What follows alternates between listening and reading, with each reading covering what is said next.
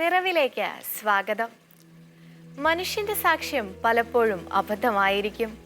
എന്നാൽ ദൈവത്തിന്റെ വിധി സത്യമായി നിലനിൽക്കും. അത് ദുർബലപ്പെടുകയില്ല. വിശുദ്ധ അൽഫോൺസ് റോഡ്രിഗസിന്റെ വാക്കുകൾ ശ്രവിച്ചുകൊണ്ട് ഇന്നത്തെ നിറവ് ആരംഭിക്കാം. ജോസ് ബെൻ ആലപിക്കുന്ന ഗാനമാണ് ആദ്യം.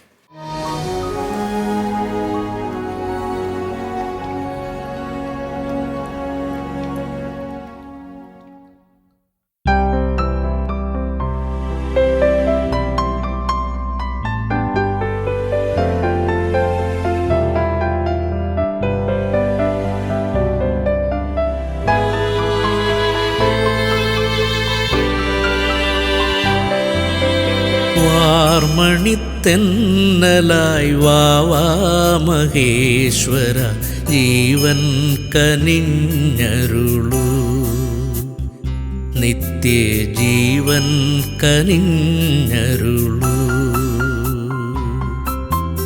വാർമണിത്തെന്നലായി വാവാ മഹേശ്വര ജീവൻ കനിഞ്ഞരുളൂ, നിത്യജീവൻ കനിഞ്ഞരുളൂ.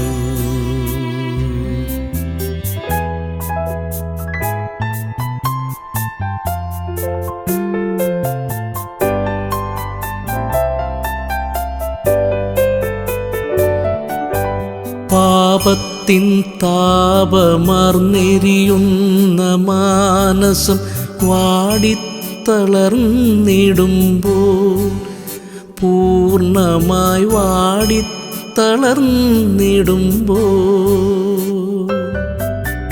പാപത്തിൻ താപമാർന്നെരിയുന്ന മാനസം വാടിത്തളർന്നിടുമ്പോൾ, പൂർണ്ണമായി വാടിത്തളർന്നിടുമ്പോൾ,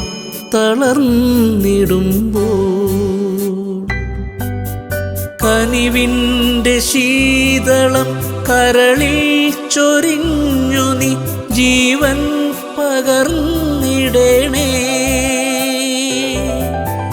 കനിവിൻ്റെ ശീതളം കരളിൽ ചൊരിഞ്ഞു നീ ജീവൻ പകർന്നിടണേ. താവക ജീവൻ പകർന്നിടണേ. വാർമണിത്തെന്നലായി വാവാ മഹേശ്വര ജീവൻ കനിഞ്ഞരുളൂ, നിത്യജീവൻ കനിഞ്ഞരുളൂ.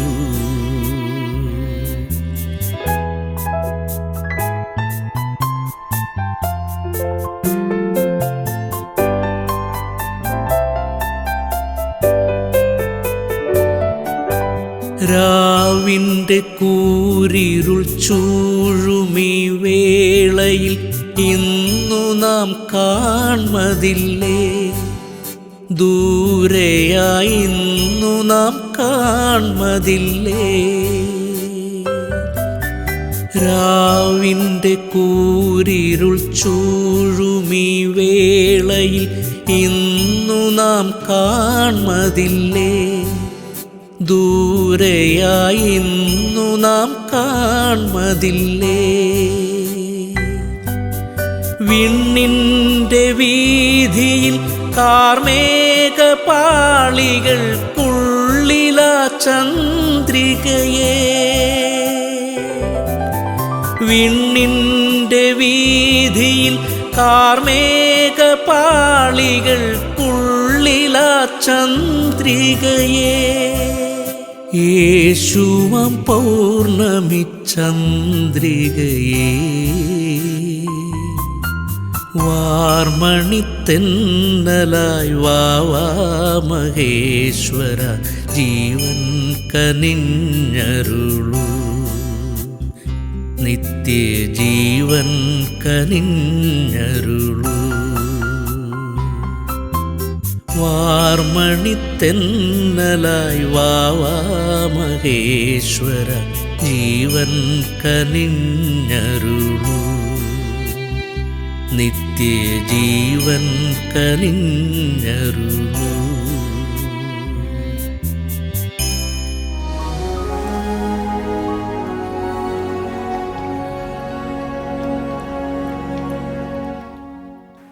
മാനുഷിക ബന്ധങ്ങളിലെ അടുപ്പത്തെയും അകൽച്ചയെയും കുറിച്ച് ഫാദർ സിറിയക്കോട്ടയിലാണ് നമ്മോട് സംസാരിക്കുന്നത്. കാണാം തോട്ട്സ് ഫോർ ലൈഫ്.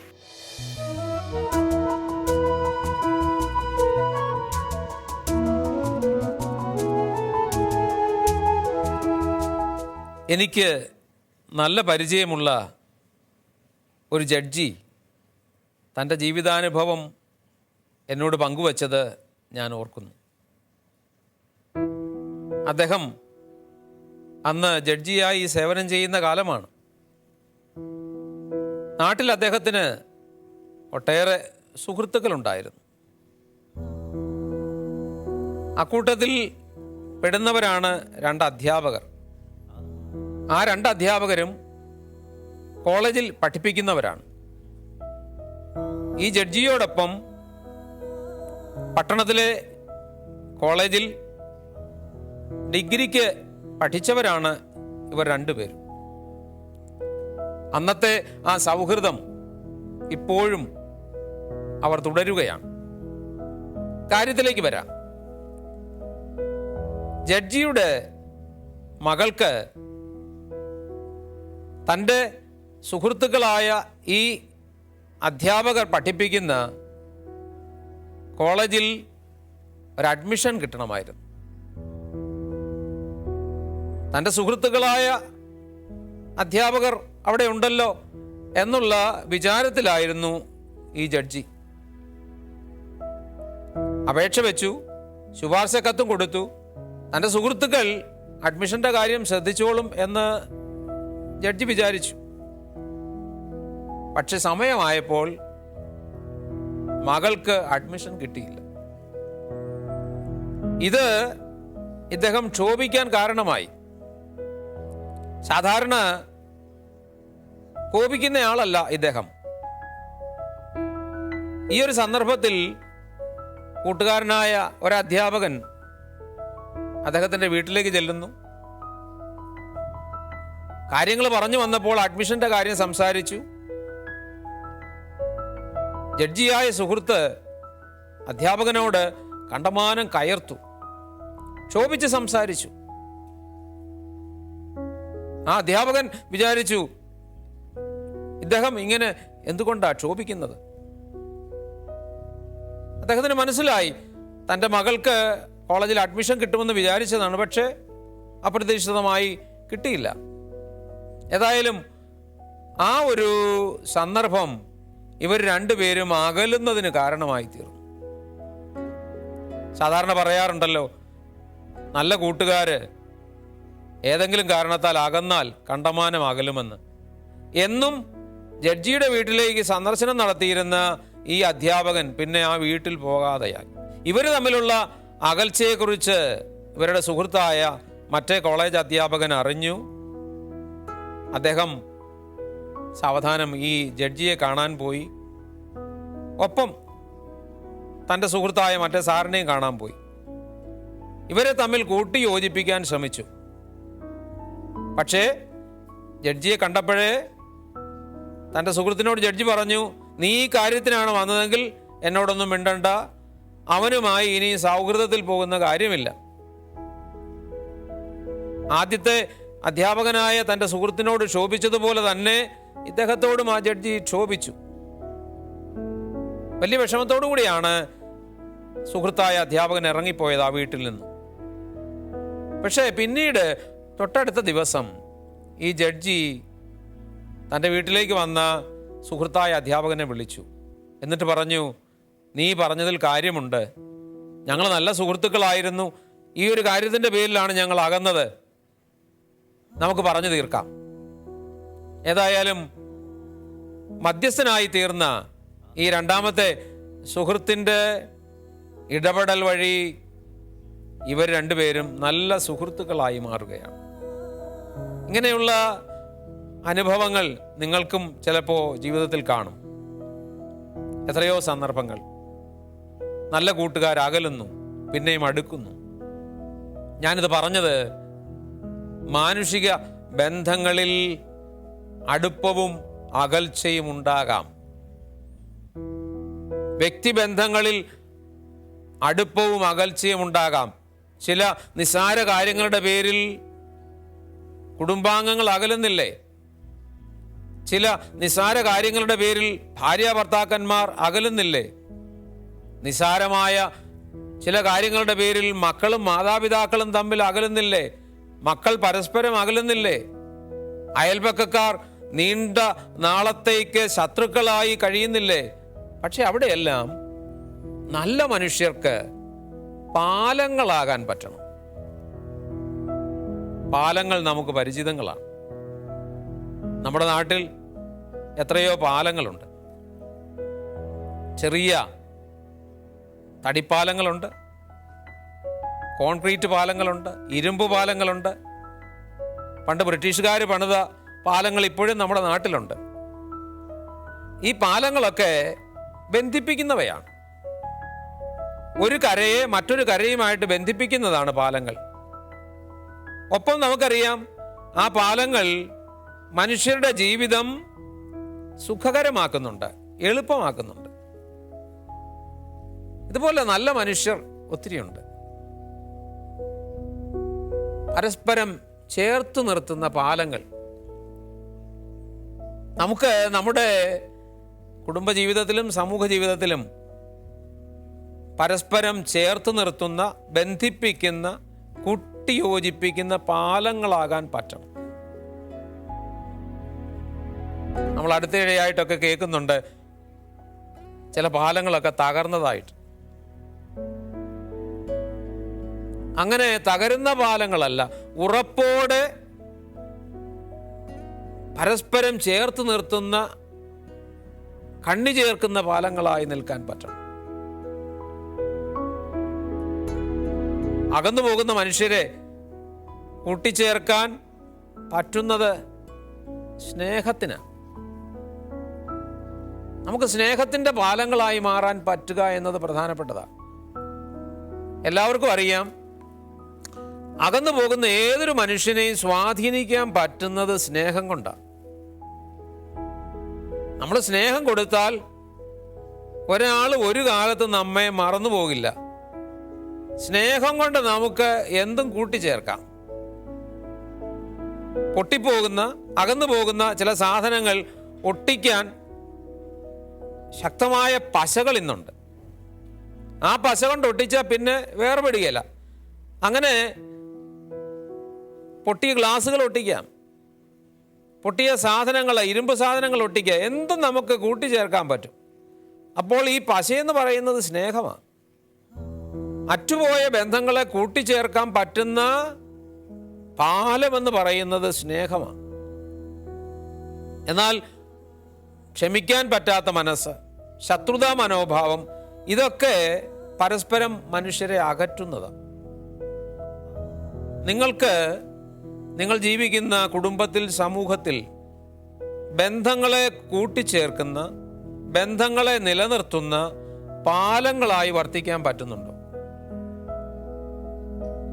അത്തരത്തിൽ അകന്നു പോകുന്നവരെ അടുപ്പിക്കാൻ പറ്റുന്ന വിധത്തിൽ സ്നേഹം നിങ്ങളുടെ ജീവിതത്തിൽ ചാലിക്കാൻ പറ്റുന്നുണ്ടോ? സ്നേഹം കൊടുത്താൽ ഒരിക്കലും അകലത്തില്ല. എൻ്റെ അമ്മയുടെ ജീവിതത്തിൽ നിന്ന് ഒരനുഭവം ഞാൻ കണ്ടു മനസ്സിലാക്കിയിട്ടുള്ളതാണ്. അമ്മ ഒരിക്കൽ വഴിയിൽ അപകടപ്പെട്ട് കിടന്ന ഒരു പൂച്ചക്കുട്ടിയെ രക്ഷിച്ചു. വണ്ടി ഇടിച്ച് വഴിയിൽ വീണതാ. രക്തം വാർന്ന് ഈ പൂച്ചക്കുഞ്ഞ് ചാകാറായി കിടക്കുന്ന അവസ്ഥ. അപ്പോൾ എൻ്റെ അമ്മ ഓടിച്ചെന്ന് ഈ പൂച്ചക്കുഞ്ഞിനെ എടുത്തു. എന്നിട്ട് അതിൻ്റെ മുറിവൊക്കെ കഴുകി വൃത്തിയാക്കി അന്ന് അവിടെ ഉണ്ടായിരുന്ന പച്ചമരുന്നൊക്കെ വെച്ച് കെട്ടി. ദിവസങ്ങൾ കൊണ്ട് ഈ മുറിവുണങ്ങി ചട്ടിച്ചട്ടിയാണെങ്കിലും പൂച്ച നടക്കാൻ തുടങ്ങി. പിന്നെ കണ്ടൊരു കാര്യം, എൻ്റെ അമ്മയുടെ പുറകിൽ നിന്ന് ഈ പൂച്ച മാറത്തില്ല, കൂടെ നടക്കുക. നോക്കിക്കേ, ഒരു ചെറിയ ജീവിക്ക് ഇത്രമാത്രം സ്നേഹം കൊടുത്തപ്പോൾ അത് കൂടെ നടക്കുന്നെങ്കിൽ നമ്മുടെ കൂടെയുള്ള ആളുകളെ കൂട്ടിച്ചേർക്കാനുള്ള വലിയ പാലം ഈ സ്നേഹം തന്നെയാണ്. സ്നേഹം കൊണ്ട് നമുക്ക് അനേകരെ സ്വാധീനിക്കാൻ സാധിക്കും. ഞാൻ ഇനി ഒരിക്കലും അങ്ങോട്ടില്ല, ഞാൻ അവളുമായിട്ട് ഇനിയും ഒരു ബന്ധവുമില്ല, ഞാൻ ആ വീട്ടിൽ കയറിയല്ല, അവരുമായിട്ട് ഇനി ഒരു സഹവാസവും ഇല്ല എന്നൊക്കെ പറഞ്ഞു നടക്കുന്ന ആളുകളെ നമ്മുടെ സ്നേഹസ്വാധീനം കൊണ്ട് തീർച്ചയായും രൂപാന്തരപ്പെടുത്താൻ പറ്റും, മനസ്സ് മാറ്റാൻ പറ്റും. ആരുടെയും മനസ്സ് മാറ്റാൻ പറ്റും സ്നേഹം കൊണ്ട്. അതുകൊണ്ട് നമ്മൾ ഒക്കെ സ്നേഹത്തിൻ്റെ പാലം പണിയുന്നവരായിട്ട് മാറണം. ചിലരുണ്ട് പാലം വലിക്കുന്നവരാണ്. ഒരു പ്രയോഗം തന്നെയാണല്ലോ പാലം വലിക്കുക എന്ന് പറഞ്ഞാൽ നല്ല ബന്ധത്തിൽ പോകുന്നവരെ ആ ബന്ധത്തിൽ നിന്ന് അകറ്റുന്ന ചിലരുണ്ട്, പാലം വലിക്കുന്നവർ. എങ്ങനെയും പ്രശ്നം ഉണ്ടാക്കി അവരെ അകറ്റും. അതുകൊണ്ട് പാലം വലിക്കുന്നവരാകരുത്. ബന്ധത്തെ തകർക്കുന്ന പാലം വലിക്കുന്നവരായി മാറാതെ സ്നേഹത്തിൽ പാലമായി മാറുന്ന, സ്നേഹത്തിൽ മനുഷ്യരെ ബന്ധിപ്പിക്കുന്ന പാലങ്ങളായി മാറാൻ നമുക്ക് സാധിക്കണം. അങ്ങനെയാകുമ്പോൾ നമ്മുടെ ജീവിതം തീർച്ചയായും അമൂല്യമാകും. ദൈവത്തിൽ നിന്ന് നമ്മൾ പഠിക്കുന്ന പാഠം അത് തന്നെയല്ലേ? ദൈവവുമായിട്ടുള്ള ബന്ധം നേരെയാക്കാൻ ഒരാൾ പാലമായി. ആരാ? ദൈവപുത്രനായ യേശു. അതുകൊണ്ട് നമ്മുടെ ഇഹലോക ജീവിതത്തിന് നല്ല മാതൃക, പാലമാകാൻ, സ്നേഹത്തിൻ്റെ പാലമാകാൻ ആഗ്രഹിക്കുന്നവർക്കൊക്കെ നല്ല മാതൃക ബൈബിളിൽ കാണുന്ന യേശുവാണ്. യേശു പിതാവായ ദൈവത്തോട് മനുഷ്യവർഗത്തെ ബന്ധിപ്പിച്ചു. തകർന്നു പോയ ആ പാലം പുതുക്കി പണിതു. നമുക്കും അങ്ങനെ പാലം പണിയുന്നവരാകാം. സ്നേഹത്തിൻ്റെ പാലം പണിയുന്നവർ, ബന്ധത്തിൽ മനുഷ്യരെ കൂട്ടിച്ചേർക്കുന്ന പാലങ്ങളായി മാറാം. അവിടെ നാം ദൈവത്തിൻ്റെ മുൻപിൽ വിലയുള്ളവരായി മാറും. എൻ്റെ പ്രിയ സഹോദരങ്ങളെ, ദൈവം അനുഗ്രഹിക്കട്ടെ.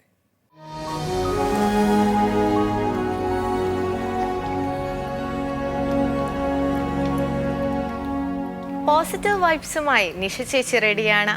കാണാം പുതിയ കഥയും അതിലെ ദൈവചിന്തയും.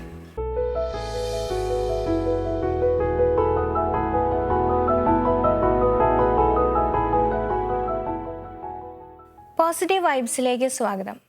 ഹൈസ്കൂൾ വിദ്യാഭ്യാസം കഴിഞ്ഞു നിന്ന ഒരു ആൺകുട്ടി ഒരിക്കൽ അവൻ്റെ പിതാവിനോട് ഇങ്ങനെയൊരു സംശയം ചോദിച്ചു. എന്താണ് മഹാൻ എന്ന വാക്കിൻ്റെ അർത്ഥം? എങ്ങനെയാണ് ആളുകൾ മഹാന്മാരായിത്തീരുന്നത്? ഇതിന് മറുപടിയായി അച്ഛൻ ചെയ്തത് 2 വൃക്ഷത്തൈകൾ കൊണ്ടുവന്ന് മകനെ ഏൽപ്പിക്കുകയാണ്. അതിനുശേഷം അദ്ദേഹം ചോദിച്ചു, ഈ 2 വൃക്ഷത്തൈകളിൽ ഒരെണ്ണം നീ വീടിനകത്തും ഒരെണ്ണം വീടിന് പുറത്തും നടുന്നു എന്ന് വിചാരിക്കുക. അതിൽ ഏതായിരിക്കും കൂടുതൽ സുരക്ഷിതത്വം ഉള്ളതും കൂടുതൽ നന്നായി വളരുന്നതും? മകൻ മറുപടി പറഞ്ഞു, വീടിനകത്ത് നടുന്ന തൈയായിരിക്കും തീർച്ചയായിട്ടും സുരക്ഷിതമായിരിക്കുന്നതും കൂടുതൽ വളർച്ച പ്രാപിക്കുന്നതും. പുറത്ത് നടുന്ന വൃക്ഷത്തൈക്ക് ഒത്തിരി വെല്ലുവിളികളുണ്ട്. അത് പല ഋതുഭേദങ്ങളെയും നേരിടേണ്ടി വരും. മഴയെയും കാറ്റിനെയും വെയിലിനെയും ഒക്കെ നേരിടേണ്ടി വരും. കൂടാതെ മൃഗങ്ങൾ വന്ന് തിന്ന് നശിപ്പിക്കാനുള്ള സാധ്യതയും കൂടുതലാണ്. പക്ഷേ വീടിനുള്ളിൽ നടുന്ന ചെടിയാണെങ്കിൽ ഇത്തരത്തിലുള്ള അപകട സാധ്യതകളൊന്നും അതിനില്ല. കൂടുതൽ സംരക്ഷിക്കപ്പെടുന്നത് കൊണ്ടും എന്നും വെള്ളം കിട്ടുന്നത് കൊണ്ടും അതാണ് തീർച്ചയായും കൂടുതൽ നന്നായി കൂടുതൽ ഉയരത്തിൽ വളരാൻ സാധ്യതയുള്ളത്. അപ്പൻ മകനോട് പറഞ്ഞു, ഇതിൻ്റെ ഉത്തരം ഇപ്പോൾ ഞാൻ നിന്നോട് പറയുന്നില്ല. കൃത്യസമയമാകുമ്പോൾ ഇതിൻ്റെ ഉത്തരം നിനക്ക് ലഭിക്കും. ഒരു ചെടി വീടിൻ്റെ ഉള്ളിലും മറ്റേ ചെടി പുറത്തും നട്ടതിന് ശേഷം മകൻ ഉപരിപഠനത്തിനായി വിദേശത്തേക്ക് പോയി. 4 വർഷങ്ങൾക്ക് ശേഷം തിരിച്ചെത്തിയ മകൻ വീടിൻ്റെ ഉള്ളിലെ ചെടി കണ്ട് സന്തോഷിച്ചു. അവൻ അപ്പനോട് പറഞ്ഞു, കണ്ടോ, ഞാൻ അന്ന് പറഞ്ഞത് ശരിയല്ലേ? വീടിൻ്റെ ഉള്ളിൽ നട്ട ചെടി സുരക്ഷിതമായിരിക്കുന്നു. മാത്രമല്ല അത് നന്നായി വളർന്നിട്ടുമുണ്ട്. ഇത് കേട്ട അപ്പൻ പുറത്ത് നട്ട ചെടി ഒന്ന് കണ്ടിട്ട് വരാൻ മകനോട് ആവശ്യപ്പെട്ടു. പുറത്തേക്കിറങ്ങി താൻ പണ്ട് നട്ടിട്ട് പോയ ചെടി കണ്ട മകൻ അത്ഭുതപ്പെട്ടു പോയി. അത് ഉള്ളിൽ നട്ട ചെടിയേക്കാൾ വളരെ വേഗത്തിൽ വളരെ ഉയരത്തിൽ വളരുകയും കരുത്താർജിക്കുകയും ചെയ്തിരുന്നു. എന്താണ് ഇതിൻ്റെ രഹസ്യം? എന്തുകൊണ്ടാണ് വെല്ലുവിളികൾ നേരിട്ടിട്ടും പുറത്തെ മരം ഇത്ര ശക്തമായി വളർന്നത്? മകൻ്റെ സംശയത്തിന് അപ്പൻ മറുപടി പറഞ്ഞു. പുറത്തെ ചെടി കാറ്റും മഴയും വെയിലും ഒക്കെ ഏറ്റതുകൊണ്ട് തന്നെ അതിന് കരുത്ത് കൂടുതലാണ്. അതിൻ്റെ വേരുകൾ കൂടുതൽ ആഴത്തിൽ ഇറങ്ങിയിട്ടുണ്ട്. മാത്രമല്ല, ധാരാളം സൂര്യപ്രകാശം ലഭിച്ചിരുന്നതും അതിൻ്റെ വളർച്ചയ്ക്ക് സഹായകമായി. എന്നാൽ വീടിനുള്ളിലെ ചെടിക്ക് സൂര്യപ്രകാശം കുറവായിരുന്നു എന്ന് മാത്രമല്ല, വെല്ലുവിളികളെ നേരിടാത്തതുകൊണ്ട് അതിന് കരുത്തും കുറവാണ്. മഹാന്മാരായ വ്യക്തികളും ഇതുപോലെയാണ്. ജീവിതത്തിലെ വെല്ലുവിളികളെ നേരിടുന്നതിലൂടെ അതിൽ തകർന്നു പോകാതെ അതിനെ അതിജീവിച്ച് ലക്ഷ്യത്തിലെത്തുന്നതിലൂടെയാണ് അവർ മഹാന്മാരായിത്തീരുന്നത്, കരുത്തരായിത്തീരുന്നത്. വെല്ലുവിളികളെ ഭയപ്പെടുന്നവരാണ് നമ്മൾ. ഇന്നത്തെ ഒരു സമൂഹം, ഇന്നത്തെ നമ്മുടെ ജീവിതം എങ്ങനെ ഏറ്റവും കൂടുതൽ നമ്മുടെ ജീവിതത്തെ സുഖപ്രദമാക്കാം, സൗകര്യപ്രദമാക്കാം എന്ന് ചിന്തിക്കുന്നവരുടേതാണ്. പുതിയ തലമുറയാണെങ്കിലും ഏതൊക്കെ രീതിയിൽ അവർക്ക് സുഖസൗകര്യങ്ങൾ ഒരുക്കി കൊടുക്കാമോ, ഏതൊക്കെ രീതിയിൽ അവരുടെ ജീവിതത്തിൽ നിന്ന് പ്രശ്നങ്ങളും പ്രതിസന്ധികളും ഒഴിവാക്കാമോ, അതെല്ലാം ചെയ്തു കൊടുക്കാനാണ് മുതിർന്ന തലമുറയും താല്പര്യപ്പെടുന്നതും പരിശ്രമിക്കുന്നതും. എന്നാൽ ഇതുതന്നെയാണ് കരുത്തില്ലാത്ത ജീവിതങ്ങൾ ഉണ്ടാവാനായിട്ട് കാരണം. ചെറിയ പ്രതിസന്ധികളിൽ, പ്രശ്നങ്ങളിൽ, കൊച്ചു കൊച്ചു പരാജയങ്ങളിൽ മനസ്സ് തളരുകയും ആത്മഹത്യ ചെയ്യുകയും ഒക്കെ ചെയ്യുന്നവരുടെ എണ്ണം കൂടി വരുന്നതിനും കാരണം ഇതുതന്നെയാണ്. പ്രതിസന്ധികളും പ്രശ്നങ്ങളും അനിവാര്യമാണ്. അതാണ് നമ്മളെ മഹാന്മാരാക്കുന്നതും വളർത്തുന്നതും പഠിപ്പിക്കുന്നതും.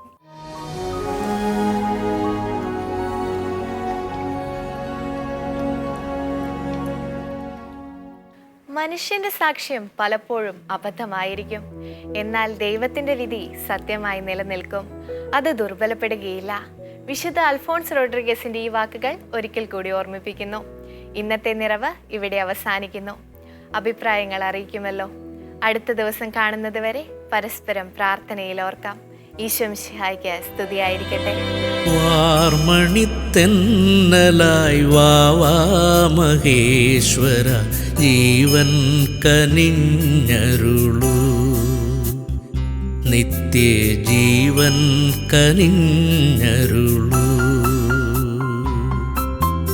വാർമണിത്തെന്നലായി വാവാ മഹേശ്വര ജീവൻ കനിഞ്ഞരുളൂ, നിത്യജീവൻ കനിഞ്ഞരുളൂ.